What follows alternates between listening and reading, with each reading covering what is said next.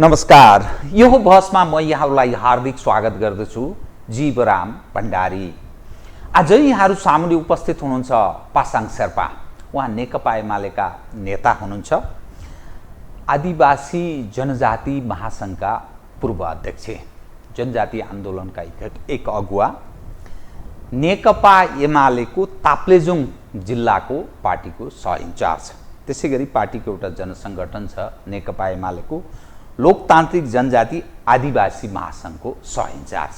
आज म उहाँसँग देश निर्वाचनको सन्निकट छ, यस्ता चुनावहरू नेपाली जनले धेरै बेहोरिसकेको, धेरै देखिसकेको, यस्ता चुनावबाट गर्ने आश के र नेपालको राजनीतिक पछिल्लो विकास भएको घटनाक्रम हेर्दा नयाँ पुस्ता, खास गरी 30 वर्ष कम उमेरका युवा युवतीहरूमा यो नैराश्यता र विकल्पको खोजी किन हुन थालेको र स्वतन्त्रहरूको उपस्थिति र उनीहरू उत्साहित हुनुको पछाडिको कारण के, त्यो आम जिज्ञासाहरूलाई आज म उहाँसँग समग्र ढङ्गले विषय उठान गर्ने प्रयत्न गर्नेछु।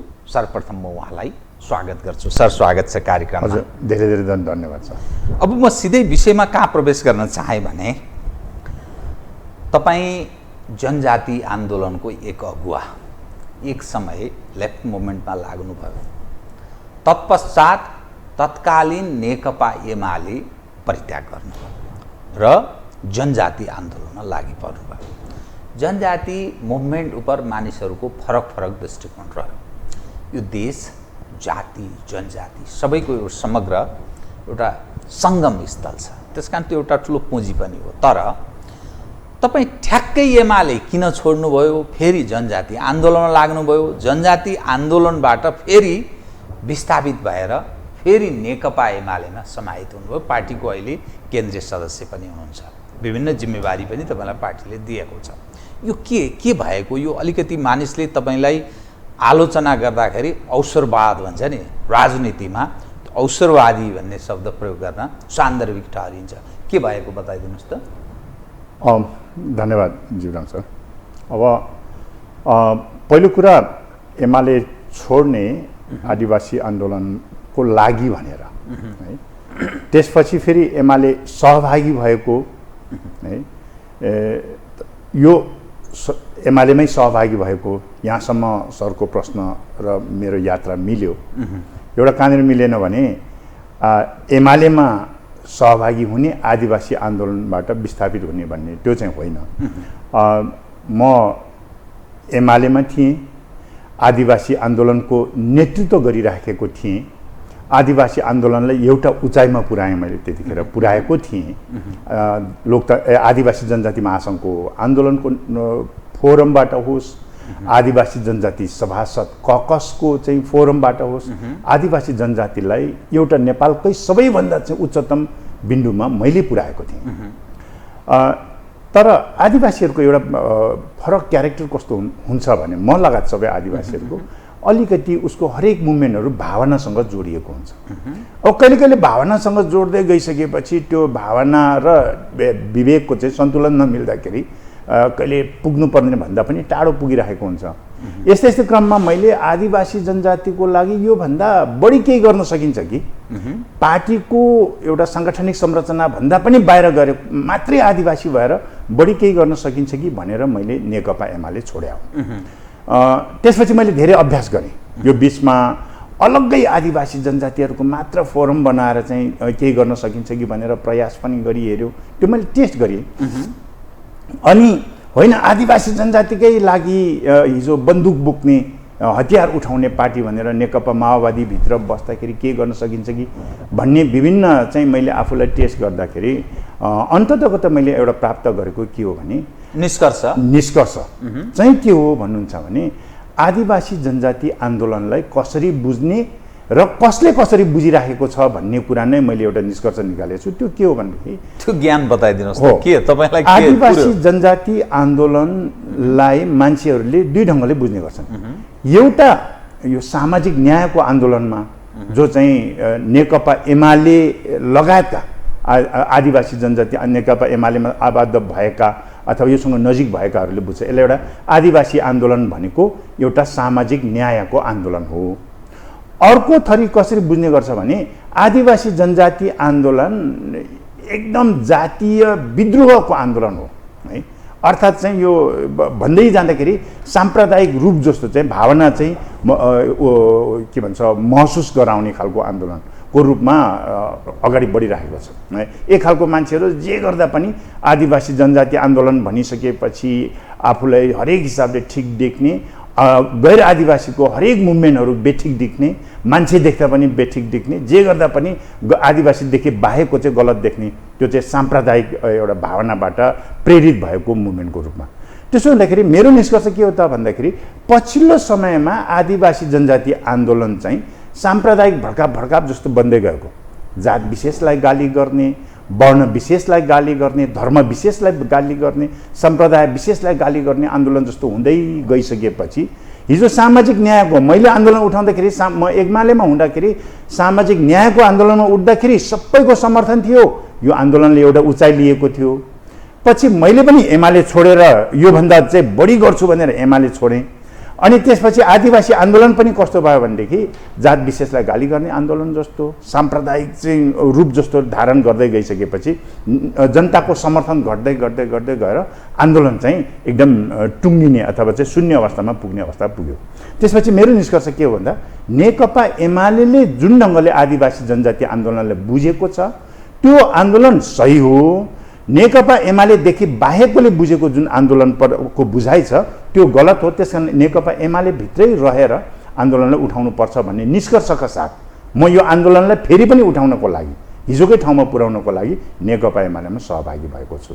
त्यसकारणले गर्दाखेरि के हो भन्दाखेरि केही भ्रमित हुनुभएको थियो तपाईँ?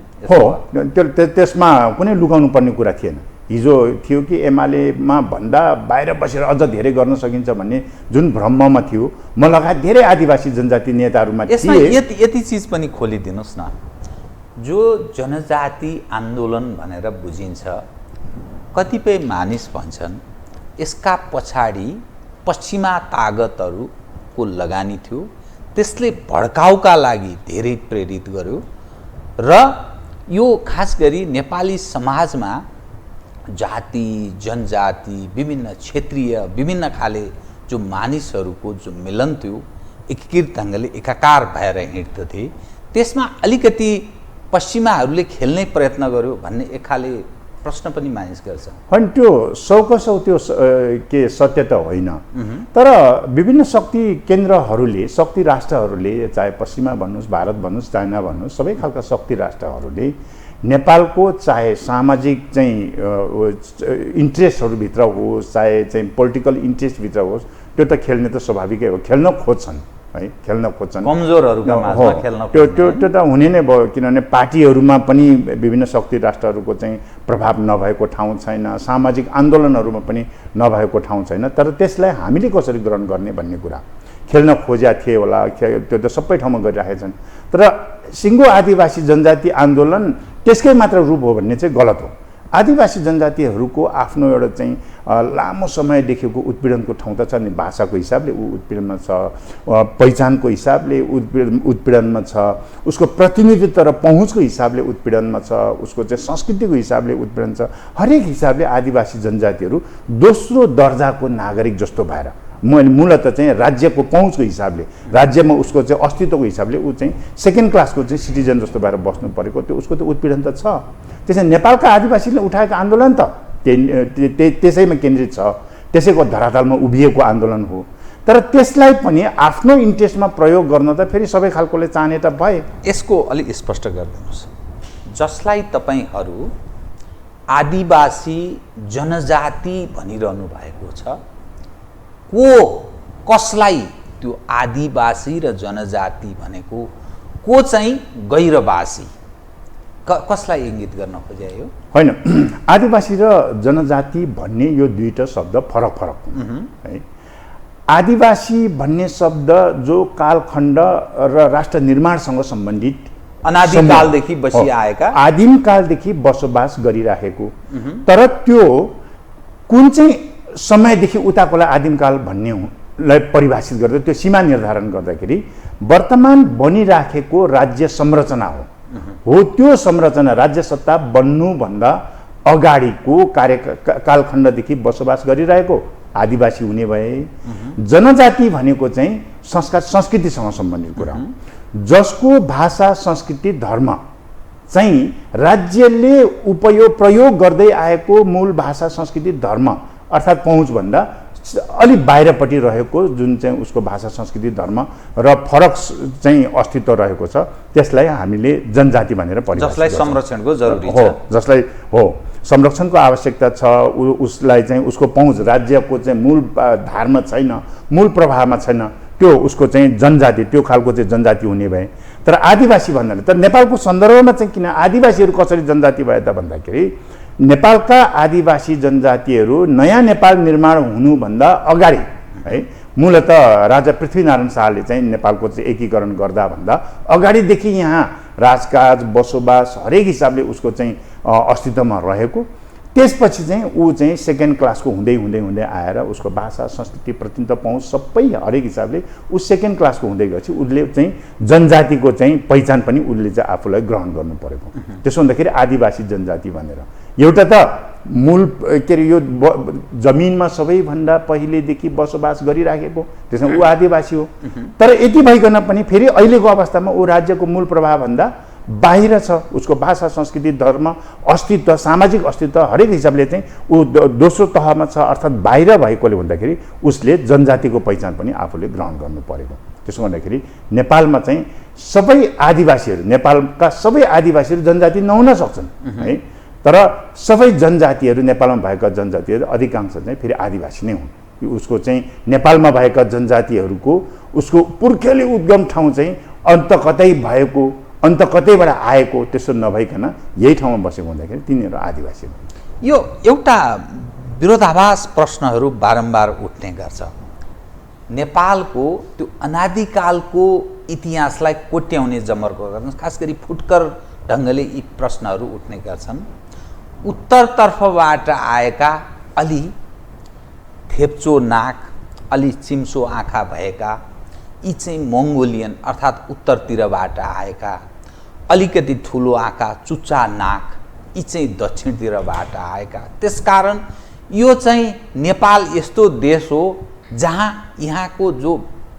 अनादिकालको इतिहास त्यस्तो छैन जस्तै नेवार भनेर जसलाई भनिन्छ यिनै कहाँबाट आएका भनेर यसरी भन्ने मानिसहरू पनि छन् के भन्नुहुन्छ यसलाई यसो गर्दा त नेपालको आफ्नो अस्तित्व परम्परा के हो भन्ने प्रश्न पनि उठाउँछन् कतिपय मानिस होइन मैले अघि भने नि त्यसको त एउटा बिन्दुमा त सीमा त निर्धारण समय सीमा त निर्धारण गर्नु पर्ला नि त नेपाल भन्ने देश राजा पृथ्वीनारायण शाहले जुन बेला एकीकरण गर्नुभयो त्यसपछि बनेको देश हो यो है तर त्यो भन्दा अगाडि राजकाज गरी बसेको है यो देशमा चाहिँ उसले चाहिँ आफ्नो चाहिँ सामाजिक संरचना निर्धारण गरेर बसेकोलाई आदिवासी भन्ने हो त्यसो हुँदाखेरि त्यो चाहिँ कहिलेदेखि हो त भन्दाखेरि राजा पृथ्वीनारायण शाहले बनाउनुभन्दा अगाडिको कालखण्डमा यहाँ बसोबास गरेको हुँदाखेरि त्यो त्यसरी हामीले खोज्दै जाने हो भनेदेखि त संसारमै 4वटा वर्ण मात्रै छन् कहीँ पुगिँदैन कहीँ पुग्दैन त्यसमा त्यो सीमा निर्धारण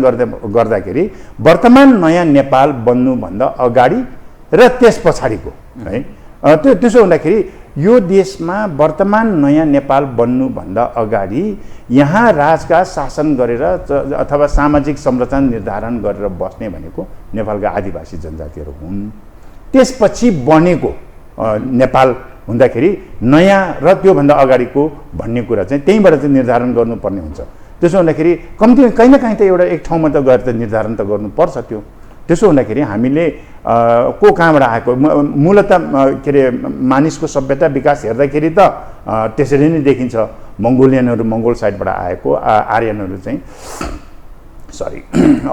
तलबाट आएको भन्ने नै देखिन्छ है तर पनि नेपालको संरचनाको अहिलेको वर्तमान संरचना राज्य संरचनालाई हामीले आधार मानेर हेर्दाखेरि चाहिँ को आदिमकालदेखि यहाँ बसोबास गरेको को चाहिँ पछि चाहिँ आगन्तुकहरू हुन् भन्ने कुरामा चाहिँ हामीले अलिकति सीमा निर्धारण गर्नै पर्छ र त्यसले एउटा पहिचान निर्धारण गर्नै पर्छ।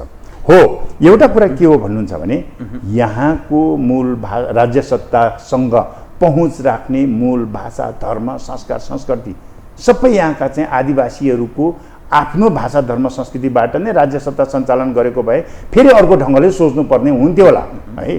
तर त्यो नभएर जुन बेला पहिले सबै शासन सत्ता राज्य सञ्चालन गरेर बसेको, पछि अर्को भाषा, धर्म, संस्कृति चाहिँ पहिचानको चाहिँ समूहले बाट चाहिँ अलिक बढी चाहिँ पहुँच राखेर भाषा धर्मबाट चाहिँ राज्य सत्ता सञ्चालन गरेको, हिजो गर्दै गरेको चाहिँ पछाडि परेको हुँदाखेरि त्यहाँदेखि को कहाँ भन्ने कुरा त त्यहीबाट निर्धारण चाहिँ। तपाईँले एक विषय यो जनजातिसँग मुभमेन्टसँग जोडिएको प्रश्नको जवाफ दिनुहोस्, त्यसपछि म समसामयिक राजनीतिक मुद्दामा केन्द्रित रहन्छु है। हजुर, जो व्यक्तिहरू आफूलाई जनजातिका नाममा उभ्याए, स्थापित भए र तिनीहरू महत्त्वपूर्ण निर्णायक हैसियत, नीति निर्माण गर्ने तहमा पुगे, उच्च ओहदामा पनि पुगे, ती व्यक्तिहरूले त्यो मुभमेन्ट तपाईँले जुन मुद्दालाई उठान गरिरहनु भएको छ नि, त्यसको उत्थान, उन्नयन र त्यसको हितमा कुनै काम गरेको जस्तो ठान्नुभयो?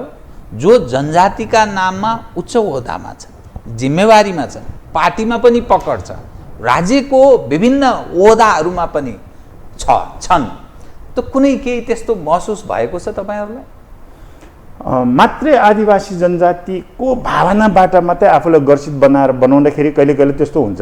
आदिवासी जनजाति यो पार्टीमा फलाना छ, त्यो यो चिलाना छ, यी सबै नेताहरू छन्, हाम्रो लागि केही गरेन भन्ने त अनुभूति हुन्छ है, कहिले कहिले हुन्छ। यो आदिवासी जनजातिबाट भावनाबाट मात्रै चाहिँ प्रेरित गरेर आफूलाई उभ्याउँदाखेरि त्यस्तो खालको चाहिँ फिलिङ आउँछ। तर जति आदिवासी जनजातिको लागि अहिले प्राप्त भएका अधिकारका कुराहरू छन् है, समानुपातिक समावेशिताको कुरा गर्नुहोस्, अर्थात् चाहिँ उसको भाषा संस्कृति उत्थान गर्नको लागि राज्यले गरेका प्रयासका कुराहरू होस्, यी नेपालका आदिवासी जनजाति हुन् भनेर है जुन चाहिँ एउटा अस्तित्वमा चाहिँ ल्याएको कुरा होस्, अहिले अस्तित्वमा राज्यमै आएको छ नि त, अस्तित्वमा आएको छ, बहसहरू ल्याएको कुराहरू, त्यो ती सबै उपलब्धिहरूले हेर्दा त यी जति उपलब्ध भएका छन् त फेरि ती सबै ती व्यक्तिहरूले नि त ल्याएको हुन्। त्यसो हुँदाखेरि अहिले रहेका आदिवासी जनजाति आन्दोलनमा दुईवटा, एउटा राजनीतिक दलमा भएका आदिवासी जनजाति आन्दोलनका अगुवा, अर्को दलमा संलग्न नभएका आदिवासी जनजाति अगुवा, यो सबैको आफ्नो भूमिका छ। दलमा आबद्ध नभएका, संलग्न नभएका आदिवासी जनजातिहरूले मुद्दालाई उठान गर्ने, हल्ला गर्ने होइन, अलिकति चाहिँ उत्प्रेरित गर्ने काम उहाँहरूले पनि आफ्नो ठाउँमा गरिराख्नु भएको छ। तर त्यसलाई कहीँ न कहीँबाट सम्बोधन गर्नुपर्छ निर्णायक ठाउँबाट। त्यहाँ फेरि दलहरूमा आबद्ध रहेका, नेतृत्वमा रहेका आदिवासी जनजाति नेताहरू हुनुहुन्छ, उहाँहरूकै योगदान भूमिकाबाट यो सबै प्राप्त भएको। त्यो जो जातीय विषय उठान गर्छ, क्षेत्रीय विषय उठान गर्छ, कतिपयले अरू विषय पनि उठान गर्छन्, यो राजनीतिमा मूलत यो गरी खाने मेलो मात्रै त होइन? कसैले गरी खाने मेलो मात्रै पनि बनायो होला होइन। कसैले आदिवासी जनजाति आन्दोलन भनेर समस्याको समाधानको बाटो कहिले नखोज्ने, कहिले नदेखाउने, मुद्दा उल्झाउने मात्रै र आफूलाई नेताको रूपमा स्थापित हुने काम पनि गर्यो होला। तर मूलत के हो भन्नुहुन्छ भने आदिवासी जनजाति आन्दोलन मुद्दाहरू उठान गर्ने र त्यसलाई व्यवस्थापन गर्ने काममा कसले भूमिका निर्वाह गरेका छ? चर्का भाषण मात्रै गर्ने, माइतीघर मण्डलामा चाहिँ नेताहरूको पुतला बनाएर जलाउने, चर्का भाषण गर्ने, हाम्रो सबैभन्दा प्यारो नेता यो हो भनेर आफूलाई स्थापित गर्ने, तर परिणाममा त चाहिँ के गर्यो भन्दाखेरि के पनि नगरेको हुने है। तर त्यसको त केही अर्थ छैन। कहिले कहिले त्यस्ताहरू चाहिँ वात्तै माथि उठिया जस्तो पनि देखिन्छ। तर यस्ता वात्तै माथि उठेका जस्ताहरू नेतृत्वले कहिले पनि परिणाम दिन सक्दैन। एउटा लेभलबाट, एउटा स्पिडबाट चाहिँ उठेका नेताहरूले नै गर्छन्। त्यो भनेको के हो त भन्दाखेरि राजनीतिक रूपले आफूलाई परिष्कृत भएका आदिवासी जनजाति नेताहरूले, आदिवासी जनसिंह आदिवासी जनजाति आन्दोलन नै के हो भन्नुहुन्छ भने राजनीतिक चेतना सहितको बाट चाहिँ चेतना सहितबाट उठेको आन्दोलन, त्यसले सही डिरेक्सन दिन्छ। तर राजनीतिक चेतना विहीन ढङ्गले उठेको आन्दोलन चाहिँ त्यसले साम्प्रदायिक रूप मात्र धारण गर्दछ। त्यसो हुँदाखेरि राजनीतिक चेतना बोकेका आदिवासी जनजाति नेताहरूले आदिवासी जनजाति आन्दोलनले उठाएका मुद्दाहरूलाई व्यवस्थापन गर्ने, त्यसको चाहिँ मागहरू पुरा गर्ने काम त उहाँहरूकै भूमिका छ। अहिले धर्मनिरपेक्षताको कुरा गर्नुहोस् हैन, त्यहाँ त्यो उहाँहरूकै भूमिका छ। अघि मैले भनेका कुराहरू ILO 169 का कुराहरू, संयुक्त राष्ट्र सङ्घीय घोषणापत्र आदिवासी अधिकार सम्बन्धी छ, नेपालले पक्ष राष्ट्रमा मतदान गरेको छ। ती सबै भूमिका निर्वाह गर्ने काम त नेपालकै आदिवासी जनजाति नेता जो अहिले चाहिँ दलहरूमा आबद्ध हुनुहुन्छ उहाँहरूकै भूमिका हो नि त। दलहरूले स्थान दिएको हिसाबले हेर्दा त्यो प्रतिशतको हिसाबले जनजातिहरूको उपस्थिति कस्तो छ? पहिलेभन्दा सन्तोषजनक छ, पहिलेभन्दा सन्तोषजनक छ। तर कहिले कहिले चाहिँ घट बढेर कहिले माथि उठ्ने कहिले तल घट्ने अलिअलि त भइरहन्छ। तल घटेको बेला चाहिँ सचेत गराउने कुरा, खबरदारी गर्ने कामहरू गर्ने, माथि उठेको बेला हामीले ठिक ठाउँमा आयौँ भन्ने कुराहरू। तर एउटा कुरा के हो भन्दाखेरि तोकिएको प्रतिशतभन्दा माथि उठ्नै नहुने जस्तो गर्दाखेरि चाहिँ आदिवासी जनजाति आन्दोलनको एउटा नेतृत्व भएको नाताले पनि हामीलाई नरमाइलो लाग्छ। त्यो आदिवासी जनजाति भनेको 37% भन्दा माथि उठ्नै नहुने जस्तो चाहिँ एउटा अभ्यास हुन्छ। महिला भन्दाखेरि चाहिँ 33% भन्दा माथि उठ्नै नहुने जस्तो होइन, त्यस्तो खालको चाहिँ अभ्यास अहिले गलत ढङ्गले ट्रेन्ड बसिरहेछ। 37% पुग्यो भने 37% उपस्थिति छ, सर्वत्र छ। कुनै कुनै समयमा पुग्न पनि जान्छ, तर त्योभन्दा अलिक कम नजिक त जहिले पनि पुगिरहन्छ। तर बढेको चाहिँ छैन अहिलेसम्म, कहिले पनि बढेको छैन। अब यो जो चुनावको सम्मुखमा छ नि देश, यो मूलतः यस्ता चुनावहरू पटक पटक नेपालीले बेहोरेका छन्, देखेका छन्। तपाईलाई म अब जातीय मुभमेन्टबाट पोलिटिकल मुद्दातर्फ तपाईको ध्यान आकृष्ट गराउन चाहन्छु। यस्ता चुनावहरू आउँछन् जान्छन्, तर मूलतः देशको अवस्था हेर्ने हो भने हामी दक्षिण एसियामा पनि बडा कमजोर अवस्थामा छौँ। विश्वको तुलनामा अफ्रिकी मुलुकहरूलाई छोडिदिनुहोस्, अफगानिस्तानलाई छोडिदिनुहोस्, तर हाम्रो अवस्था त्यति राम्रो छैन। हामीले डेमोक्रेटिक एक्सर्साइज गरेको 46 सालदेखि अहिलेसम्म यो निरन्तरता छ होइन। त मूलतः दोषी को हो, किन यस्तो भयो र यस्तो चुनावको के अर्थ छ बताइदिनुहोस् त। अब पहिले धेरै पटक मैले भन्थेँ, मलाई सकेसम्म यो शब्द त्यति उच्चारण गरिरहनु मन लाग्दैन। यसै तर पनि तपाईँले सोधिहाल्नु भएपछि यो भन्नै पर्ने भयो। यो सबै केलाउँदाखेरि हामी 250 वर्ष है यो देशमा शासन गरेर जुन चाहिँ एउटा शाहवंशीय राणा शासन हुँदै चाहिँ एउटा शासन चलाइएको थियो। तपाईँ त्यो पञ्चायती व्यवस्थाको कुरा गर्नुहोस्, राणा शासनको कुरा गर्नुहोस्, यो अवधिमा जति भए है समय व्यतीत भए यी सबै यो नेपाल र नेपालीको लागि खेर गएका समय थिए। आजको समयसम्म 46 सालसम्म है, मूलतः 7 साल भनौँ न। त्यहाँदेखि यता चाहिँ धेरै प्रयासहरू हुँदै आए। त्यसमा पनि पञ्चायती व्यवस्थाको बेला त्यो 30 वर्ष चाहिँ यत्तिकै खेर गए। किन गए त भन्दाखेरि सीमित एउटा परिवारको उद्धार उत्थान र संरक्षण अथवा उसको चाहिँ ऐस आरामको लागि मात्रै चाहिँ, एउटै परिवारको लागि मात्रै चाहिँ सिङ्गो देशको समय खेर फालियो है।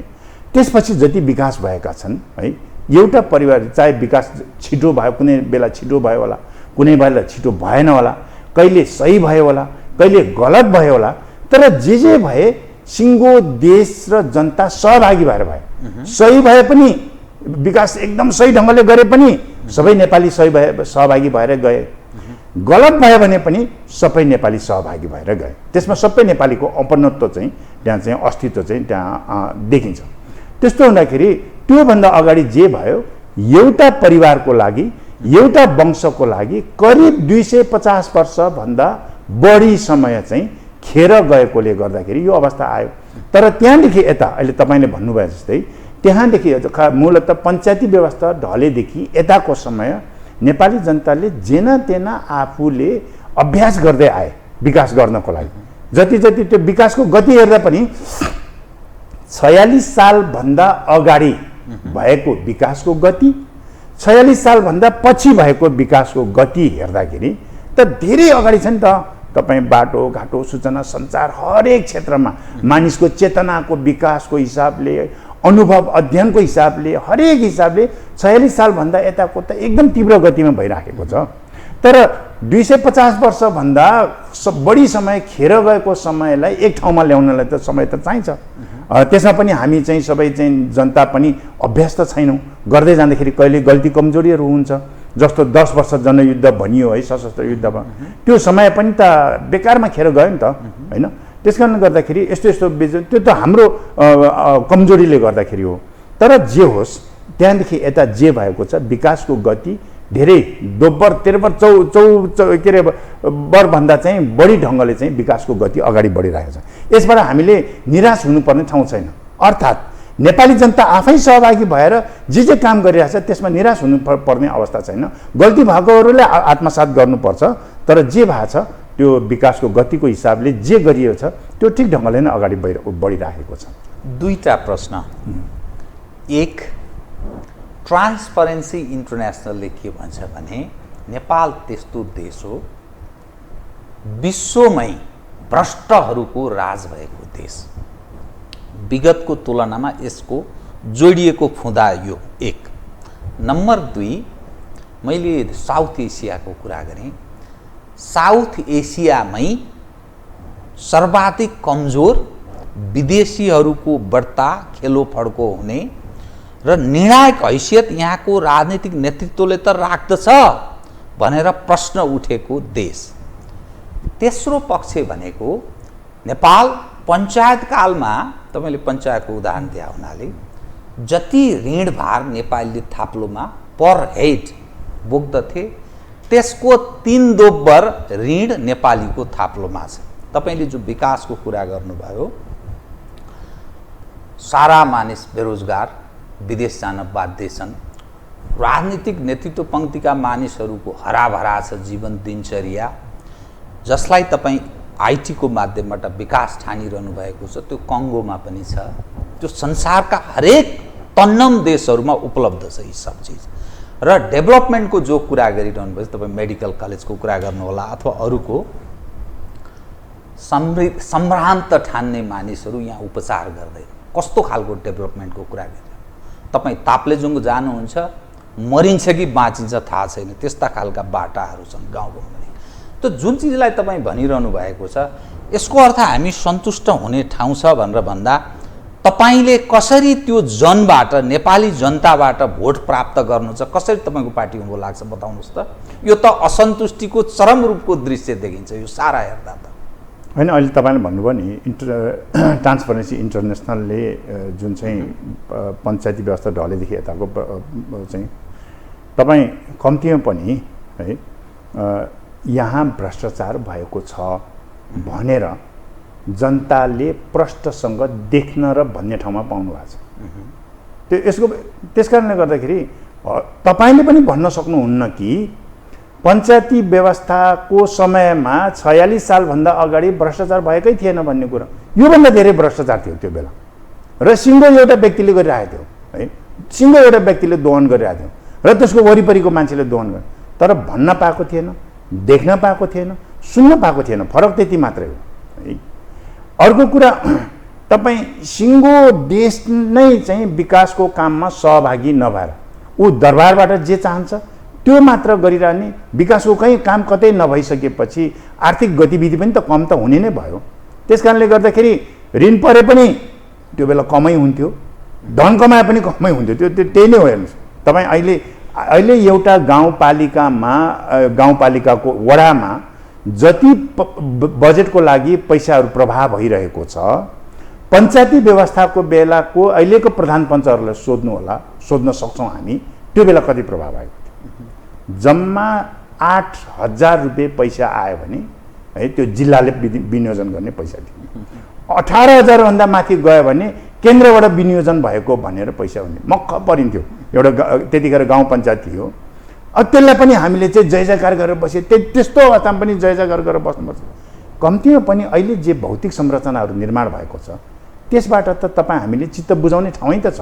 सबै ठाउँमा सडक सञ्जाल पुगेको छ, आधुनिक कृषि प्रणालीहरू पनि त्यहाँ पुगेको छ, पर्यटनको लागि विकास भएको छ। हरेक हिसाबले त्यसले नेगेटिभले मात्रै नहेर्नु।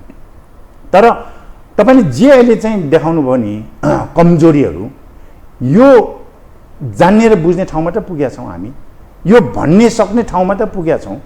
त मैले भने जे भएको छ त्यो सही भएको भन्ने कुरा होइन है, सही भएको भन्ने कुरा होइन, गलत भएको छ, कमजोरीहरू भएको छ, तर जे भयो यो सबै नेपालीले को आफ्नो सामूहिक सहभागिताबाट भएको। तपाईँ विकासको काम, आर्थिक गतिविधिहरू जति चाहे त्यो ऋणमा परोस् चाहे धनमा परोस्, तर सबै नेपालीहरू सहभागी भएर गयो। र अहिले तपाईँले भन्नुभए जस्तै मैले भने नि अघि, विदेशी चलखेलहरू अलिक बढी भएकै हो है, बढी देखिएकै हो।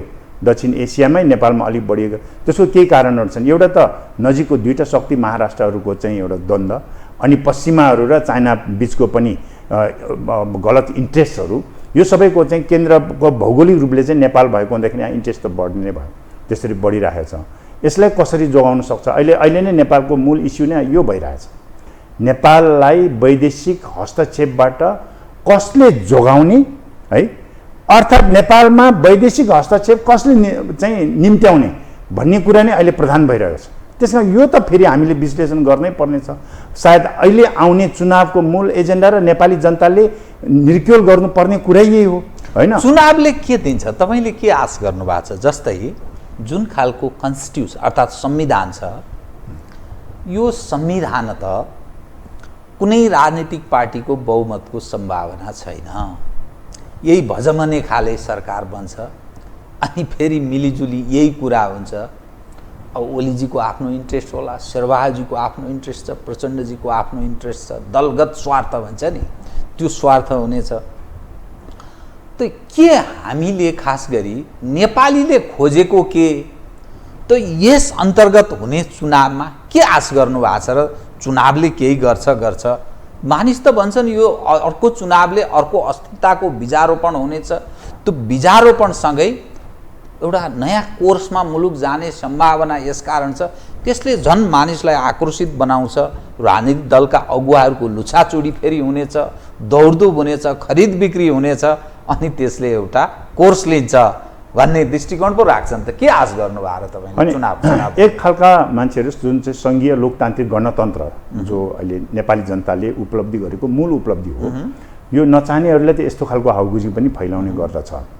अब चाहिँ देश यसरी चल्दैन है, अब फेरि चाहिँ अर्कै खालको चाहिँ शक्तिले चाहिँ राज गर्छ भन्ने खालको यस्तो हाउगुजी। अर्थात् अब यसको विकल्प छैन, यो सिस्टमको विकल्प छैन, यो कन्स्टिट्युसनको विकल्प छैन यसको अर्थ। हामीले अब यो कन्स्टिट्युसनको विकल्प खोज्न थाल्यौँ भने है, त्यतातिर कल्पना गर्न थाल्यौँ भने अर्को 20-25 वर्ष 50 वर्षसम्म फेरि मुलुकलाई अलमलाई राखेका हुन्छौँ। नेपाली जनताले यत्रो चाहिँ सङ्घर्ष गरेर ल्याएको यही कन्स्टिट्युसनभित्र नै रहेर, यही कन्सेप्टभित्र रहेर नेपाललाई समृद्ध नेपाल बनाउने बाटोमा हामी अगाडि बढ्नुपर्छ।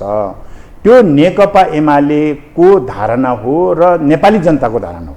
हामीले यसको विकल्प खोज्न थाल्यौँ भने, कसैले योभन्दा बढी क्रान्तिकारी भएर केही गर्छौँ भन्न थाल्यौँ भने, अर्थात् चाहिँ यो सबै कुरा भएन पछाडि फर्केर जाउँ भन्न थाल्यौँ भने नेपाललाई फेरि अर्को केही दशक चाहिँ अलमला राख्ने। यसको जवाब दिनु त, जो अहिले स्थानीय तहको निर्वाचनमा खास गरी म 3-4वटा उदाहरण दिन चाहन्छु। गोपाल हमाल धनगढीको मेयर, उहाँ यही तपाईँसँग यस्तै मैसँग संवाद गर्नुभयो। उहाँले यो सिस्टममाथि पनि प्रश्न उठान गर्नुभयो। यो अहिलेको कन्स्टिट्युसनमाथि त यसै यो संविधान कसरी निर्माण भयो त्यसमाथि पनि प्रश्न उठान गर्नुभयो। र यथास्थितिमा मुलुक चलाउने हो भने मुलुकको स्वतो आफ्नोपनमाथि प्रश्न उठ्छ, त्यसैले आमूल परिवर्तन जरुरी छ उहाँको प्रश्न। उहाँले दिएको जवाब, बालेन्द्र शाह बारम्बार त्यही प्रश्न गरिरहनु भएको छ र काठमाडौँ महानगरको प्रमुख, त्यसै गरी हर्क साम्पाङ, यो राजनीतिक दलका जो अगुवा छन् बेइमान छन्, यी पार्टीहरूबाट हुँदैन भन्ने दृष्टिकोण राख्नु छ। र बिलो 30 वर्ष मुनिको जो नयाँ पुस्ता छ, ऊ यथास्थितिसँग सन्तुष्ट हुने आधार असाध्यै कमजोर। त्यसको आधार भनेको बेरोजगारी छ, असन्तुष्टि छ, करप्सन व्यापक छ, राजनीतिक नेतृत्वका मानिसहरूको दिनचर्या असाध्यै लग्जरियस प्रकृतिको देखा पर्दछ। त्यो भ्रष्टाचारसँग जन्ने गतिविधिसँग जोडिन्छ। यसले गर्दा त्यो मानिसले जुन विकल्प खोजिरहेछ नि, त्यो यथास्थिति हो त्यो दिएको सन्देश? यस्तो हो, स्वतन्त्र उम्मेदवारहरू जित्नलाई त मैले खासै महत्त्व ठान्दिनँ, किनभने अहिले बालेनजी काठमाडौँ महानगरपालिकामा, धनगढीमा, धरानमा केही चाहिँ मुख्य सहरहरूमा अलिकति चाहिँ चलपल बढी हुने, ठुलो हुने सहरमा पश्चिम सुदूरपश्चिममा देखिन्छ, मध्य भागमा नेपालको मुटुमा देखिन्छ, पूर्व क्षेत्र देखिन्छ, यो तपाईँ नमान्नु, क्षेत्री, मधेसी अनि जनजाति तीनटा प्रतीकको रूपमा देखा पर्छ। त्यो सांकेतिक रूपमा हेर्दा तपाईँ बनाउनु भएको पिक्चर हो है अहिलेलाई। त्योदेखि बाहेक अहिले मात्र जितेको होइन, मेयर मात्र होइन, सांसदहरू पनि चाहिँ के अरे स्वतन्त्र योभन्दा अगाडि धेरै पटक जितेका छन्। तर यसपटक काठमाडौँमा त्यस्तो भयो अनि चर्चा चल्यो। कुनै समयमा पहिले पनि चर्चा चल्थ्यो, यहाँ स्वतन्त्र व्यक्तिहरू जित्थे। त्यसमा स्वतन्त्र व्यक्ति जित्नको लागि त मैले त्यत्रो ठुलो महत्त्व ठान्दिनँ हेर्नुहोस् है, तपाईँ जे भन्नुहोस् म त्यसलाई महत्त्व ठान्दिनँ। एक दुई ठाउँमा स्वतन्त्र उम्मेदवारहरूले जित्दैमा चाहिँ सबै चिज चाहिँ पल्टिन्छ सिद्धिन्छ भन्ने कुरा होइन, त्यो सही भन्ने कुरा होइन। एउटा सही के हो भन्नुहुन्छ भने जेनेरेसन ग्यापिङ चाहिँ अलिकति विकास हुँदैछ। त्यो चाहिँ अहिले रहेका राजनीतिक दलहरूले अर्थात् नयाँ पुस्तालाई आकर्षित गर्न, समाहित गर्न सकेका छैन। त्यहाँनिर अलिकति कमजोरी छ। जो अहिले स्वतन्त्र उम्मेदवारहरूले भोट गएका छन्, धरानमा गएको भोट एउटा मनोविज्ञानबाट गएको। काठमाडौँमा बालेनजीलाई जे भोट गएको छ त्यही मनोविज्ञानबाट धरानमा गएको भोट होइन है। हर्का साम्पाङलाई के भनेर चाहिँ चुनाव जित्यो भन्ने कुरा त्यही मनोविज्ञानले बालेनजी जिते पनि होइन, धनगढीमा जिते पनि, हमालजी जिते पनि होइन। त्यो फरक भने लोकल मनोविज्ञानको अभ्यास ऊ छ, त्यो म भन्न चाहन्न है, त्यति भन्नु उचित पनि हुन्न है। तर के हो भन्नुहुन्छ भने राजनीतिक दलका नेताहरूले युवा पुस्तातिर ध्यान नदिने हो भने युवा पुस्ताहरूको मनोविज्ञान चाहिँ राजनीतिक दलहरूबाट अलिक वितृष्णा चाहिँ बढ्दै गएको हो कि हो भन्नेसम्म चाहिँ हामीले विश्लेषण गर्नै पर्छ। यो चिजमा सेन्सिटिभ हुनुपर्छ, यो निकै गम्भीर कुरा हो। र त्यो युवा पुस्ताहरूले जे मनोविज्ञान विकास हुँदै गएको छ त्यो चाहिँ सही भन्ने होइन। उनीहरू कस्तो भइसकेको छ हुँदैछ भन्दाखेरि राजनीतिप्रति चासो घट्दै जाने होइन। राजनीति त सिङ्गो देशसँग जोडिएको छ नि त, राष्ट्रिय स्वाधीनतासँग जोडिएको हुन्छ, देशको विकास समृद्धिसँग जोडिएको हुन्छ। तर यो सबै चिजहरूबाट चाहिँ युवा पुस्ता देख्दाखेरि चाहिँ राजनीतिसँग वितृष्णा भएको, तर युवा पुस्ता पनि आफू यी सबै चिजबाट आफूलाई विमुख गर्दै लगिरहेको। यो चाहिँ राजनीति पार्टीको प्रति खतरा होइन कि सिङ्गो देशको लागि खतराको कुरा हो है। राजनीति मन पर्दैन भनेर आफूलाई विदेशतिर पलायन मानसिकता बनाउने, राजनीतितिर चासो घटाउँदै जाने, अनि देश जेसुकै होस् बरु चाहिँ पैसा कमाउनु पर्छ भन्नेतिर लाग्ने, यो चाहिँ राजनीति पार्टीहरूतिर मात्र होइन, देशकै लागि चाहिँ अलिक अप्ठ्यारो विषय हो। त्यसो हुँदाखेरि यो चिजमा सेन्सिटिभ हुनुपर्छ। तर एकाध स्वतन्त्र उम्मेदवार जित्दैमा त मैले यसलाई ऊ पनि लाग्दैन, आत्तिने डराउने विषय छैन। अर्थात् त्यो वैकल्पिक शक्ति बन्न सक्दैन स्थितिको भन्ने। वैकल्पिक शक्ति बनाउनको लागि त धेरै पटक धेरै समयदेखि यता प्रयास गरे। यी सबै चिजहरू अभ्यासहरू असफल भए।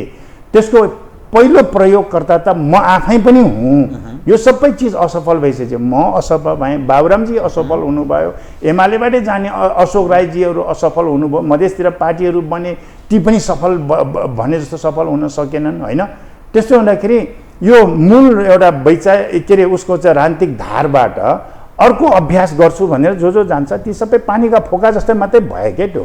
त्यस्तो हुँदाखेरि त्यसबाट चाहिँ अब केही परिवर्तन हुन्छ भन्ने कुराहरू कल्पना नगर्दा हुन्छ, त्यो चाहिँ सम्भव छैन। यो भइरहेको राजनीतिक दलहरू र ठिक ठाउँमा ल्याउने, भइरहेको शासन व्यवस्थालाई समृद्ध बनाउने। हामीले यो बाटोमा लाग्यौँ भनेदेखि एउटा बिन्दुमा पुग्न सक्छौँ। योदेखि वैकल्पिक बाटोहरू हामी खोज्न थाल्यौँ भनेदेखि समय अलमल हुन्छ, आफ्नो राजनीतिक जीवन पनि अलमल हुन्छ। मेरै कुरा गर्नुहोस्, 10 वर्ष मैले त्यत्तिकै खेर फालेँ हेर्नुहोस्। एमालेदेखि विकल्पमा अर्को खोज्छु भन्दै हिँडेँ। बाबुरामजीले चाहिँ माओवादी छोडेर हिँड्न थालेपछि आजको दिनसम्म उहाँले पनि आफ्नो समय खेर फालिराख्नु भएकै छ। अरू धेरै नेताहरूले समय खेर फाले नि त, 10-20 वर्ष खेर फाले।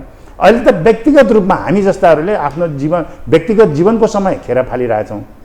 देशले नै योभन्दा वैकल्पिक बाटो खोज्न थाल्यो भने देशको पनि समय त्यसै गरी खेर जान्छ। त्यसैले खेर नजानको लागि हामी के हो त भन्दाखेरि यो रहेकै राजनीतिक दलहरूबाट र रहेकै शासन व्यवस्थालाई समृद्ध बनाएर अगाडि कसरी बढ्ने भन्ने बाटो विकल्प खोज्नु बाटो ठेगिन्छ त। तपाईलाई मैले किन यो प्रश्न उठान गरेको भने 33 वर्षदेखि छन् त, काङ्ग्रेस छन्, एमाले छन्, चुनाव भएको भएै छ, फेरि अर्को परिवर्तन माओवादीले एउटा हुन्डरी ल्यायो, फेरि माओवादीकै पछि तत्कालीन एमाले र काङ्ग्रेस पनि लागेकै हो, त्यसको परिवर्तन भएको पनि आज 16-17 वर्ष भयो, कन्स्टिट्युसन पटक पटक आएकै छ। अब चुनावको सम्मुख छ, यस्तै चुनाव जुन अहिले गठबन्धन सरकार छ, तालमेलको कुरा छ, के हुने, के आश गर्ने बताउनु। तपाईकै एउटा प्रश्न चाहिँ को कुरा ठेगिन्छ त भन्नु पनि अहिलेसम्म ठेगिरहेकै काङ्ग्रेस एमाले जस्ताहरूले हो नि है। यो त अब त ठेगेको भन्नु पर्यो नि। यसको विकल्प माओवादीले पनि खोज्यो 10 वर्षको चाहिँ सशस्त्र सङ्घर्षको बेला, उसले यसको विकल्प खोज्या हो नि त। तर असम्भव भएर है, असम्भवै मानेर शान्ति प्रक्रिया मार्फत ऊ आफै पनि त काङ्ग्रेस एमाले भएर आएको हो। यो बहुदलीय प्रजातान्त्रिक उसले त के भन्छ भने काङ्ग्रेस र एमालेलाई त हामीले यो सङ्घीय लोकतान्त्रिक गणतन्त्रमा त हामीले घसेटेको हो। ऊ त 47 को संविधानमा रमाएकै थियो। यो त हाम्रो मुद्दा हो, हाम्रो सिस्टम हो, हामीले ल्याएको सिस्टम हो। उनीहरूले त आत्मसमर्पण अर्थात् राजनीतिमा आत्मसमर्पण गरेको हामी सामु, हामीसँग नसकेर भन्छ नि त माओवादी। होइन, अब उहाँहरूको एउटा कुरा हो। उहाँहरूको कुरा त के थियो भन्दाखेरि काङ्ग्रेस एमाले रहित माओवादी मात्रैको शासन व्यवस्था बनाउँछु भने होइन। तर काङ्ग्रेस एमाले सहित चुनाव लड्ने व्यवस्था त त्यही बेला 47 सालको संविधानमै थियो त। सङ्घीय लोकतान्त्रिक गणतन्त्र त 19 दिनको जनआन्दोलन पछि बनेको व्यवस्था हो है। त्यसमा त काङ्ग्रेस एमाले पनि त सहभागी थियो। सङ्घीय लोकतान्त्रिक गणतन्त्र आवश्यक छ भनेर त के अरे 19 दिनको जनआन्दोलन नेपाली जनताले गरे होइन, माओवादीको मात्रले सम्भव हुन्थ्यो, हुँदैन थियो नि त। त्यसपछि केमा आयो त? काङ्ग्रेस एमाले जे गरिरहेको थियो त्यही ठाउँमा आएछ माओवादी। योपट्टि फर्केर हेर्नु त माओवादीले त 10 वर्षको समय त खेर पालेको छ। त्यसमा काङ्ग्रेसको एमालेको के अरे विकल्प खोज्ने काम अर्थात् यो दलहरूको विकल्प खोज्ने काम माओवादीले गर्यो। माओवादी आफै त्यही भएर आएछ। त्यो उसको 10 वर्ष समय खेर यसरी नै चुनाव लड्नु थियो भने किन सशस्त्र सङ्घर्ष गर्नु पर्थ्यो? खुरुखुरु चुनाव लडे त भइगयो त्यो त होइन। मान्छे के यत्रो किन मार्नु पर्ने थियो त? त अब हुँदा हुँदै अहिले त अब माओवादी आफै चाहिँ काङ्ग्रेसको भोट माग्दै हिँड्न थाले ठाउँमा पुगिसकेको छ। अनि त्यो कुरा गरेर हुन्छ। अब तपाईँ जो चुनाव छ नि, चुनावबाट के कसैको बहुमत आउँछ, स्थायी खालको सरकार बन्छ, राजनीतिक स्थायित्व प्राप्त हुन्छ, त्यस्तो आश गरिरहनु भएको छ? अब नेपाली जनताले कसरी विवेक पुर्याउँछ भन्ने कुरा हो। यो नेपाली जनताको अगाडि हेर्दाखेरि काङ्ग्रेस एमाले माओवादी लगायतको दलहरूको परीक्षा जस्तो छ। तर परोक्ष रूपमा यसको चाहिँ के हुन्छ भनेदेखि नेपाली जनताको परीक्षाको कुरा पनि हो। नेपाली जनताले विकास समृद्धि र राष्ट्रिय स्वाधीनता राष्ट्रियता स्वाभिमानको लागि नेपाली जनताले आफूलाई उभ्याउँछन् वा सधैँभरि चाहिँ सत्ताको लागि मात्र चाहिँ चलखेल गर्ने शक्तिहरूको पक्षमा उभ्याउँछन् भने जनताको पनि परीक्षा हो। काङ्ग्रेस र माओवादीको जुन अहिले गठबन्धन भइरहेको छ यो कुनै के अरे राष्ट्रियताको लागि अथवा चाहिँ आइडियोलोजीबाट गाइडेड भएको कुनै गठबन्धन होइन है। यो मात्रै सत्तामा पुग्नको लागि, प्रधानमन्त्रीको पद लिनको लागि गठबन्धन सरकार र तालमेल हो, त्यसको लागि हो। तर नेकपा एमालेको त आफ्नो स्पष्ट गाइडलाइन, यो देशलाई विकास गर्ने, समृद्ध बनाउने, राष्ट्रिय स्वाधीनतालाई बलियो बनाउने, वैदेशिक हस्तक्षेपलाई चाहिँ रोक्ने जुन एउटा दृढताका साथ अगाडि बढिरहेको मेरो आइडियोलोजीबाट देश चलाउनु पर्छ भन्ने। अनि गठबन्धनको यो ले सरकार बन्यो भने माओवादीको आइडियोलोजीबाट देश चलाउँछ कि काङ्ग्रेसको आइडियोलोजीबाट देश चलाउँछ? यसमा प्रश्न गरौँ। हिजोको स्थानीय तहको चुनावमा कमल थापाको पार्टीलाई सुरेश चुनाव चिन्हमा उठ्न दिने, हृदयेश त्रिपाठी त्यही पार्टीबाट उठ्ने, अनि आगामी चुनावमा राजेन्द्र लिङ्गदेनदेखि लिएर लोसपासम्म अहिले कसरत भइरहेछ तालमेल गर्ने नेकपा एमाले कतिपय ठाउँमा, समग्रमा राष्ट्रिय रूपमा होइन। आखिर अन्ततोगत्वा एमाले पनि कसैको सहारा खोज्दैछ, काङ्ग्रेस र माओवादी एकअर्का बीच अथवा 5, 6, 7 सबै कति बनाउँछन् उनीहरू पनि सहारा खोजिरहेछन्। यो समग्र हेर्दा को चाहिँ कुन ठाउँमा उभिया छ भन्नु? यो सुन्नु न, तपाईँ के हो भने एमालेको चुनाव चिन्हमा लड्न आउनु, कोही व्यक्ति एमालेसँग नजिक भएर चुनाव लड्नु भनेको एमाले बन्नु हो क्या त्यो, है? त्यो गठबन्धन होइन, है? एमालेको नेतृत्वमा आउनु हो, एमालेको विधिभित्र आउनु। अनि तालमेल भयो भने चाहिँ भोलि राप्रपा र लोसपा लगायत राप्रपाको कोही उम्मेदवार म एमालेको उम्मेदवार भएर लड्छु भन्ने त्यो कुनै ठुलो कुरा भएन, है? त्यसको संसदीय दल नेकपा एमालेको बन्छ, जसको चुनाव चिन्ह लड्यो त्यसको आइडियोलोजी गाइडलाइनबाट त्यसो नभइकन हलोलाई उसले सघाउने उसले सूर्यलाई सघाउने स्थिति आयो भने होइन, त्यस्तो एउटा कुरा त आउँदैन, तालमेल हुँदैछ होइन नि, त्यो बेकारको कुरा हो। त्यो तालमेल हुँदा पनि हुँदैन, त्यस्तो खालको तालमेल गर्न पनि हुँदैन, गरिन्न पनि, है? तर कोही व्यक्ति, है, कोही व्यक्ति नेकपा एमालेलाई सहयोग गर्न आउँछ भने, है, सहयोग गर्न आउँछ भने कोही साना साना पार्टीहरू नेकपा एमालेलाई नै जिताउनु पर्छ, मैले जित्न सक्ने स्थिति भएन, तर यो देशमा मैले नजित्दा नेकपा एमाले जिताउनु पर्छ भनेर कोही आउँछ भने त्यसलाई सहयोग एमालेले स्वीकार गर्दा त के फरक पर्यो र? तर अहिले बन्ने गठबन्धनको कुरा त के हो भने कुनै ठाउँमा एमालेले चाहिँ माओवादीको भोट के अरे काङ्ग्रेसले माओवादीको भोट माग्नु परेको छ, कुनै ठाउँमा माओवादीले काङ्ग्रेसको भोट मागेको छ, भोलि बन्छ आफ्नो आफ्नो संसदीय दल। काङ्ग्रेसले भोट हालेर जिताएको माओवादीको संसदीय दल के चाहिँ नेपाली काङ्ग्रेसको संसदीय दल बन्छ, त्यो त माओवादीको संसदीय दल बन्छ। अनि काङ्ग्रेसप्रति प्रतिबद्ध भएको मान्छेले नेपाली माओवादीलाई जिताइदिनु पर्ने, माओवादीलाई प्रतिबद्ध भएको काङ्ग्रेसलाई जिताइदिनु पर्ने, है? त्यो त अहिले त गठबन्धनको त्यो हो नि त। त्यसै एमालेले कसरी आफूलाई स्वीकार गर्छ भन्ने कुरा खालि के हो भन्दाखेरि यी चुनाव ठाउँहरूमा निर्वाचन क्षेत्रमा मैले जित्न सक्दैन, मेरो पार्टीले जित्न सक्दैन, मैले जित्न नसक्ने मेरो पार्टीले जित्न नसक्ने भइसकेपछि अरू पार्टी काङ्ग्रेस र माओवादीले जित्नुभन्दा एमालेले जित्नु ठिक हो, त्यसै म यसलाई सहयोग गर्छु भन्दा त त्यो त राम्रो कुरा हो त। मूलत नेपाली जनले भोट हाले, म कार्यक्रमको ठिक अन्त्यमा आएँ, नेपालीले किन भोट हाल्ने जस्तै मान्नुहोस्, तपाईँ नेकपा एमालेको नेता हुनुहुन्छ, एमालेलाई त बहुमत अर्थात् तत्कालीन नेपाल कम्युनिस्ट पार्टीलाई बहुमत त नेपाली जनले गत चुनावमा दिएको थियो, गरी खान सक्नु भएन, थेग्न सक्नु भएन, तपाईँहरूको नेतृत्व पङ्क्तिले पार्टी फुट्यो, अनि काङ्ग्रेसको पोल्टामा गयो। अब त्यो पटक पटक मानिसले पत्याएको तर थेगी खान नसकेको किन भोट दिने, पाए के गर्छ भन्ने के आधार छ, त्यो मूल मुद्दा के भन्नुहोस्? मैले पनि तपाईँबाट यही प्रश्नको अपेक्षा गर्न चाहन्छु, है?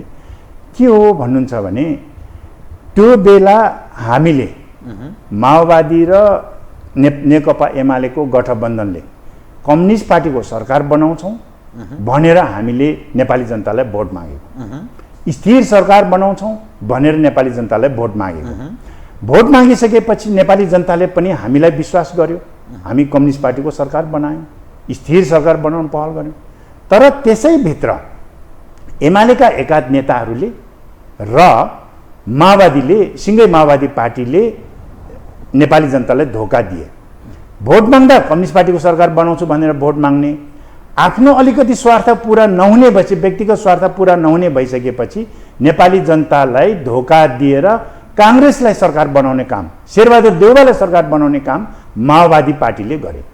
त्यसो हुँदाखेरि अहिले नेकपा एमाले फेरि पनि हामी जनताको बिचमा के जान्न चाहन्छौँ भने यो नेकपाको जुन गठबन्धन थियो त्यो बेला प्रचण्ड सहितको, त्यो बेला जनतालाई जे भनिएको थियो अनि कसले जनतालाई जे कमिट गरेको थियो त्यो धरातलमा उभियो र कसले धोका दियो, यो चाहिँ यो चुनावमा छिनोफानो गरिदियोस् नेपाली जनताले। हामी एमालेहरू अर्थात् कमरेड केपी शर्मा ओलीको नेतृत्वमा रहेको पार्टीले नेपाली जनतालाई जे भनेको थियो, बने कम्युनिस्ट पार्टीको सरकार बनाउँछौँ, नबने बरु हामी प्रतिपक्षमा बस्छौँ, तर काङ्ग्रेस पार्टीको चाहिँ सरकार बनाउन हामी लाग्दैनौँ भनेर हिजो पनि त्यही भनेर भोट मागियो, आज पनि हामी त्यही भनेर बसिराखेको छ। तर माओवादी हिजो कम्युनिस्ट पार्टीको सरकार बनाउने भन्ने, माधव नेपालहरू हिजो कम्युनिस्ट पार्टीको सरकार बनाउँछ भनेर भोट माग्ने, अनि पछि सरकार काङ्ग्रेसको बनाइदिने हो। यही कुराको छिनोफानो यो चुनावले गरिदियोस् है, हामी त्यही चाहन्छौँ। ओलीजीको अनुहार त्यस्तो मार्केटिङ गर्न योग्य छ? एमाले एक त फुटेको छ, माधवजी झलनाथजी जस्ता होनहार नेताहरू जो पार्टीका दिग्गज 101 मानिस अलग पार्टी बनाएका छन्, प्रचण्डजीहरूसँग र काङ्ग्रेससँग तालमेलमा हुनुहुन्छ। तपाईहरूको चाहिँ फेरि ओलीजी त पटक पटक बेहोरिसकेका छ मानिसले। के आधारमा ओलीजीको नेतृत्वमा कमरेड केपी शर्मा ओली हुने के आधार छ? कमरेड केपी शर्मा ओली नेपाली जनताले जति पटक चाहिँ के अरे राष्ट्र प्रमुखको रूपमा बेहोर्या छ, प्रधानमन्त्रीको रूपमा बेहोर्या छ, त्यो बेला जहिले पनि नेपाली जनताले गर्वको दिनमा को रूपमा चाहिँ आफूलाई अनुभूत गरेका छैन है। चाहे त्यो जति पटक चाहिँ भन्नुहोस्, राष्ट्रिय स्वाभिमानको हिसाबले भन्नुहोस्, विकास समृद्धिको हिसाबले भन्नुहोस्, तपाईँ अहिले कमरेड केपी शर्मा ओली प्रधानमन्त्रीत्व कालमा भएको विकासको गतिको जतिको चर्चा अहिले कतै सुन्न पाउनुहुन्छ तपाईँ? अहिले हामी कहीँ पनि सुन्न पाउँदैनौँ। त्यसकारण जति विकासको गति बढ्या थियो कमरेड केपी शर्मा ओली चाहिँ प्रधानमन्त्री हुँदाखेरि बढेको थियो। राष्ट्रिय स्वाभिमान नेपाली जनताले हामी नेपाली हौँ, हामी विदेशको अगाडि शिर झुकाउँदैन भनेर गर्व गर्ने दिन जुन बेला थियो कमरेड केपी शर्मा ओली प्रधानमन्त्री हुँदा थियो। त्यसपछि कमरेड केपी शर्मा ओली नहुँदाखेरि अनि विकासको गतिहरू पनि ठप्प हुने, राष्ट्रिय स्वाभिमानको इस्युहरू पनि सबै सेलाउने, विदेशीको अगाडि लम्पसार पर्ने, प्रधानमन्त्री बन्नको लागि विदेशतिर चाहिँ देउसी खेल्दै जानुपर्ने स्थिति, राष्ट्रिय नेपाली जनताले नै संसारको अगाडि शिर झुकाउने काम त केपी शर्मा ओली नहुँदाखेरि भएको हो। केपी शर्मा ओली हुँदाखेरि त नेपाली जनताले त सिट ठाडो पार्ने अवसर पाएको थियो, सिट ठाडो पार्ने मौका पाएको थियो। विकासको गतिहरू तीव्र रूपमा हरेक दिन एउटा न एउटा विकासको गतिको चाहिँ विकासको कामको चर्चा सुरु भएको थियो। त्यो बेला आर्थिक उन्नतिको एउटा न एउटा विषयबाट चर्चा सुरु भएको थियो। आज हामी त्यो सुन्न पाउँदैनौँ। किन सुन्न पाउँदैनौँ भन्दाखेरि कमरेड केपी शर्मा ओलीजी बढी बोल्नुहुन्थ्यो, शेरबहादुरजी बोल्नै जान्नुहुन्न, त्यही भएर सुन्न नपायो होला त। होइन, बोल्न किनभने शेरबहादुरजीको बोल्ने बुझिँदैन, ओलीजी बोलेको बोलै बढी, कामभन्दा बढी बोल्ने, त्यही भएर दिग्भ्रमित भयो होला नेपाली। उहाँले बोल्न जान्ने नजान्ने विषय त मलाई त्यति उ छैन, तर उहाँ बोल्न जान्नुहुन्छ हुन्न भन्दा पनि गर्नै जान्नुहुन्न, नजान्ने भन्दा पनि उहाँहरू गर्नुहुन्न क्या। तपाईँ उ गर्नुहोस्, कम्तीमा काम भयो भने चर्चा चाहिँ के अरे शेरबहादुर देउवाले बोल्नु नजान्दा पनि नेपाली जनताले त बोल्नु जान्थ्यो होला नि त। कहाँ काम भइरहेछ, काम भयो कि भएन, काम सुरु भयो कि भएन, काम सुरु भएर भ्रष्टाचार भयो कि सही ढङ्गले अगाडि बढेछ, चर्चा चल्थ्यो होला नि त। नेपाली जनताले त बोल्न जाने थियो नि त। बोल्न जान्ने नेपाली जनताले पनि बोल्ने कुरा नै पाएको छैन अहिले। विकासको कुरा कुन चाहिँ विकासको कुरा गर्न चाहनुहुन्छ तपाईँले मलाई सोध्नुहोस् त। नेपाली काङ्ग्रेसले अहिलेको गठबन्धन सरकारले गरेको कुन चाहिँ विकासको काम मसँग चाहिँ प्रश्न गर्न गर्नुहुन्छ? तपाईँलाई मैले अब 1 मिनटभन्दा मैले समय दिन सकिनँ कि समय सकियो। तपाईँ चाहिँ यथास्थितिवादी अर्थात् यो जुन परिवर्तन भएको छ यसैमा अड्नुपर्छ, यही कन्स्टिट्युसन, यही सिस्टम, यसैभित्र सबै सम्भव छ भन्ने निष्कर्षमा आउनुहुँदो रहेछ होइन? होइन, म चाहिँ राष्ट्रिय स्वाधीनतालाई बलियो बनाउन र राष्ट्रिय एकता बलियो बनाउन र विकासको समृद्धिको बाटोमा हिँड्नलाई हामीले चाहिँ राजनीतिक स्थिरता आवश्यक पर्छ। आज तपाईँ कन्स्टिट्युसन अन्तर्गत त राजनीतिक स्थिरता कसरी सम्भव छ? सरकार चल्दैन, कुटाकुट छ, सारा मानिस खरिद बिक्री हुन्छ, कसरी सम्भव छ? क्रान्ति परिवर्तनको नाममा जे चिजहरू चाहिँ अनावश्यक रूपमा विकल्पहरू खोज्दै गइन्छ नि, त्यतिखेर चाहिँ धेरै चिजहरू समयहरू खेर गइरहेको हुन्छ। त्यसमा क्रान्ति र परिवर्तनको नाममा हामीले चाहिने भन्दा बढी चाहिँ के अरे वैकल्पिक बाटोहरू खोज्दै बस्यौँ भने हाम्रो समय त्यसैमा पनि खेर गइरहेको हुन्छ। त्यसमा अब तपाईँ यथास्थितिवादी भन्नुहोस्, जे भन्नुहोस्, अहिलेको शासन व्यवस्था र अहिलेकै राजनीतिक दलहरूबाट नै यो विकास र समृद्धि बाटो र समुन्नत नेपाल बनाउने बाटो चाहिँ त्यही नै खोज्नुपर्छ। थ्याङ्क यू, धन्यवाद। आदरणीय दर्शकवृन्द, उहाँ हुनुहुन्थ्यो पासाङ शेर्पा, नेकपा एमालेका केन्द्रीय सदस्य, जनजाति आन्दोलनका एक अगुवा। म सहित मेरो सम्पूर्ण युनिटलाई कार्यक्रमबाट बिदा दिनुहोस्, तर यो टेलिभिजन हेर्दै रहनुहोला। नमस्कार।